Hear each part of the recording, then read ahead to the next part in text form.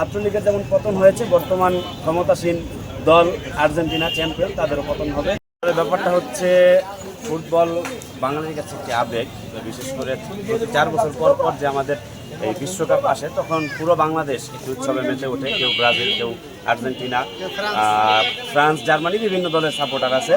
তবে সর্বপ্রথম কথা হচ্ছে যে সবার আগে বাংলাদেশ, আমরা যারা এই ব্রাজিলের সাপোর্টার আছি, আর্জেন্টিনার সাপোর্টার আছি বা অন্যান্য দলের সাপোর্টার আছি, সকলে একটা কথা মনে রাখবো যে আসলে এই ফুটবল উন্মাদনায় যেন আমাদের বাংলাদেশি আমাদের মধ্যে কোনো যেন বিভেদ সৃষ্টি না হয়। তবে একটা কথা না বললেই নয় যে 2008 থেকে 2024 সাল পর্যন্ত ছাত্রলীগ যেমন ভেবেছিল আমরা আনবিটেন, আমাদের আসলে হারানোর মতো কেউ নেই।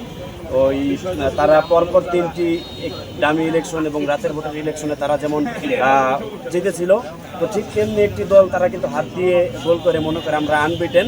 তো ছাত্রলীগের যেমন পতন হয়েছে, বর্তমান ক্ষমতাসীন দল আর্জেন্টিনা চ্যাম্পিয়ন, তাদেরও পতন হবে, এটাই বলে দিলাম।